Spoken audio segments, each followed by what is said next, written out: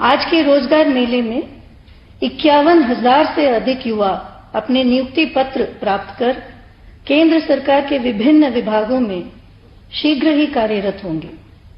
इस कार्यक्रम को प्रारंभ करने के लिए मैं सर्वप्रथम माननीय राज्य मंत्री डॉक्टर जितेंद्र सिंह जी से स्वागत संबोधन के लिए अनुरोध करती हूं।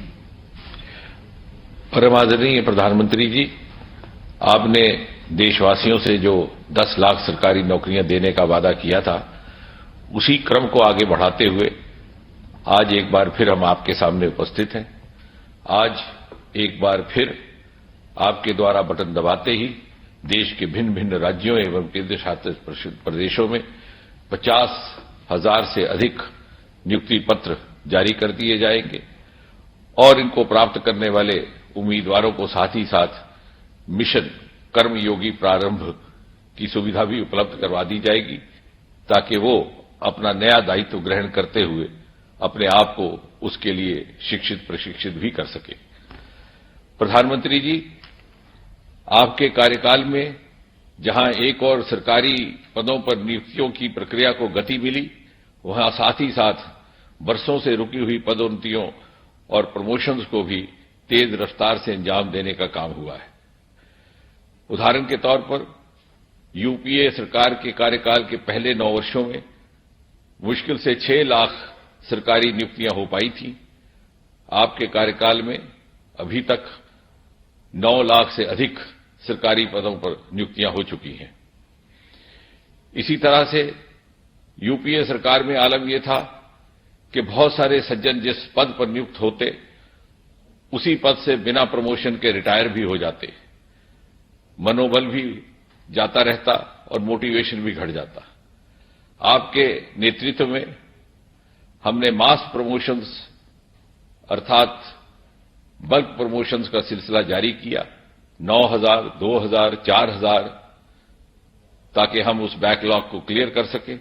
नतीजा ये कि यदि हम केवल सेंट्रल सेक्रेटेरिएट सर्विसेज को ही देखें, सीएसएस को, तो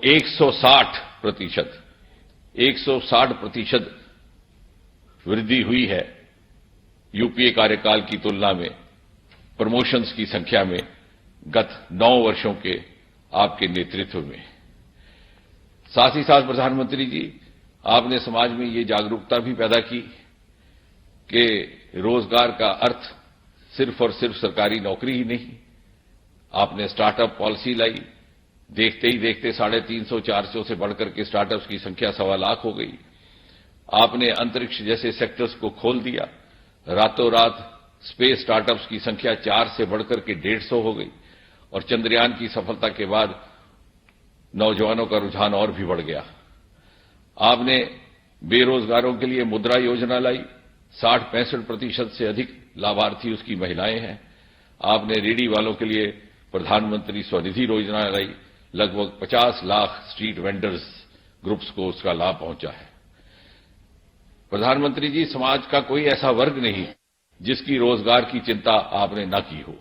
अभी हाल ही में आपने प्रधानमंत्री विश्वकर्मा योजना का प्रारंभ किया और आजादी के बाद शायद पहली बार किसी सरकार या किसी प्रधानमंत्री ने समाज के उस वर्ग की चिंता की जो सदियों से पीढ़ी दर पीढ़ी अपने हाथों की कला, अपनी उंगलियों के हुनर से अपनी जीविका कमाते थे, समाज की सेवा भी करते थे और साथ ही साथ भारत की प्राचीन सभ्यता और हिंदुस्तान की अजीम तहजीब और विरासत को जिंदा रखे हुए थे। प्रधानमंत्री जी, आपने जहां हर वर्ग के कर्मियों को सशक्त किया, वहां साथ ही साथ समाज में उन्हें आदर सम्मान भी दिया।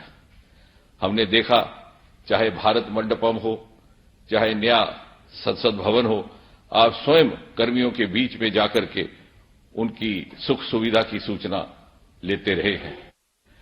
और आज भी जब ये 50,000 नियुक्ति पत्र जारी होंगे, इसमें से अधिकतर डाक विभाग के हैं।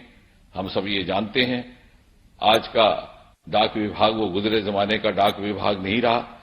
ये वही विभाग है जिसके माध्यम से बुजुर्गों को हर महीने पेंशन पहुंचता है। ये वही विभाग है जो आपके द्वारा सन 2023 में शुरू की गई महिला सम्मान सेविंग सर्टिफिकेट्स को लगभग 1.5 लाख डाकखानों के माध्यम से वितरित कर रहा है।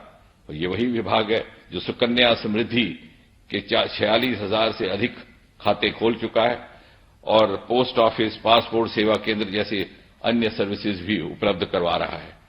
बहुत लंबी बात ना करते हुए हमें विश्वास है जिस भरोसे के साथ आप इन नवयुवकों को ये नियुक्ति पत्र सौंपेंगे, ठीक उसी भरोसे के साथ ये आने वाले 25 वर्षों में आपके सपनों के वरिष्ठ भारत के निर्माण में अपना जीवन समर्पित करेंगे।